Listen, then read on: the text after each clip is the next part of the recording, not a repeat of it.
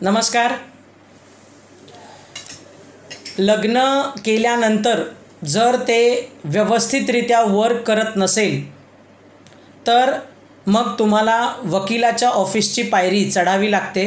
मी कोर्टाची अजिबात म्हणत नाही आहे, कारण कायदेशीर सल्ला घेणं हे अत्यंत गरजेचं असतं. आज माझ्याकडे 2 मुली आल्या होत्या आणि त्यांचं असं एकीचं म्हणणं होतं की मॅडम, माझ्या अफेअरला 6 वर्ष झाली, माझं लग्न झालं आहे, आता 2.5 वर्ष झाली लग्नाला आणि आज 6 महिने झाले कुठल्या तरी कारणास्तव मी घरी येऊन राहिले, परंतु माझा नवरा मला अजिबात फोन करत नाही. त्याची इच्छाच मला वाटत नाही की मी रिटर्न घरी यावं किंवा त्याने मला घ्यायला यावं. सो कुठेतरी फीलिंग अशी आहे की मी त्याला नको आहे आणि अशा ह्या विचारांनी ती मुलगी आजारी पडली. दुसरीकडे असं आहे की सेकंड मॅरेज आहे, परंतु तेही वर्क करत नाही आहे. नवरा राजस्थानला आहे आणि बायको मुंबईत आहे. पहिलं मॅरेज दोघांचंही फेल गेलं, म्हणजे त्यांचे पर्सनली डायव्होर्स झाले. आता त्या दोघांनी मिळून हे दुसरं लग्न केलं, परंतु ते देखील 3 महिन्यामध्ये काहीही वर्क झालं नाही आणि असेच कटीपतंगसारखे एकमेक एका वेगवेगळ्या शहरामध्ये राहत आहेत. सो सांगायचा मुद्दा हा की कायदेशीर सल्ला घेणं का गरजेचं आहे, ह्याच्यातनं काहीतरी लाईफला मूव्हिंग मिळतं, नाहीतर तुम्ही लाईफमध्ये काही मूव्ह करू शकत नाही.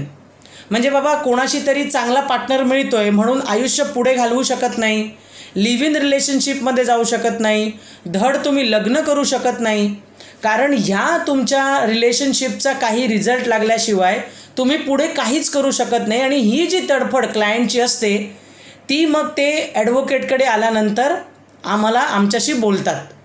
सो माझं असं अजिबात म्हणणं नसतं की तुम्ही लगेच कोर्टात केस करा जाऊन किंवा कंटेस्टेड मॅटर करून 10 वर्ष केस चालवा किंवा भरपूर बक्कळ पैसा मागा. ह्या गोष्टीच अजिबात नाही आहेत, तर ह्या चुकीच्याच आहेत. जेव्हा क्लायंटला मीटिंगला बोलवलं जातं तेव्हा एकमेक किती रेडी आहेत, एकमेकांना सावरू शकतायत का, एकमेकांची कंपॅटिबिलिटी आहे का, ह्या गोष्टी जेव्हा लॉयरशी तुम्ही बोलता, ॲडव्होकेटशी, तेव्हा समजल्या जातात खऱ्या अर्थाने. आणि जर हे लग्न नांदणारच नसेल तर मग व्यवस्थित पर्याय, कोर्टाचा पर्याय किंवा कायदा जो आहे त्याचा सल्ला एक लॉयर किंवा ॲडव्होकेट देतो. कधीकधी लोक नातेवाईकांना बोलवून चर्चाच करतात, पण त्या चर्चांमधनं फक्त चहा पाणी याच्या पार्ट्या होतात, रिझल्ट काही निघत नाही. आणि जो कायदेशीर सल्ल्याने सिरियसनेस येतो तो ह्या नातेवाईकांना बोलवून अजिबात सिरियसनेस येत नाही. अशी बरीच उदाहरणं माझ्याकडे आहेत.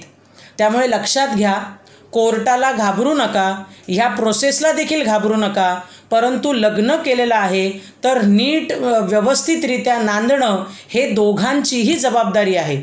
कारण होतं काय, आज वयात आल्यानंतर तुमचं लग्न करून दिलं आहे, ते आता नीट पार पाडता तुम्हाला येत नाही, म्हणून तुमचे 50-60चे जे पॅरेंट्स आहेत, आईवडील आहेत, ते देखील त्रासलेले आहेत तुमच्यामुळे.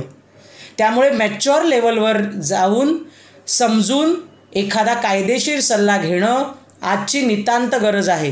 अजिबात जरुरी नाही की तुम्ही लॉयरकडे गेलात की तुमची केस दाखल झाली. आधी ह्या भ्रमातनं बाहेर या. आणि जर तुमचं लग्न जे तुम्ही व्यवस्थित केलेलं आहे, जे अफेअर होतं आणि त्याच्यातनं कन्वर्ट होऊन तुम्ही लग्न केलेलं आहे, परंतु आता ते नांदत नसेल, ते जर वर्कआउट होत नसेल तर एखादा कायदेशीर सल्ला घ्या. काउन्सिलिंग घेऊ शकता तुम्ही दोघं मिळून एखाद्या वकिलाकडे आणि योग्य सल्ला घेऊ शकता. ही बाब नक्की लक्षात ठेवा. लग्न ही तुमची जबाबदारी आहे आणि तुमच्यामुळे तुमचे आईवडील देखील सुखात राहणं ही देखील तुमची जबाबदारी आहे. तो ही गोष्ट लक्षात ठेवा आणि कायदेशीर सल्ला जरूर घ्या. धन्यवाद.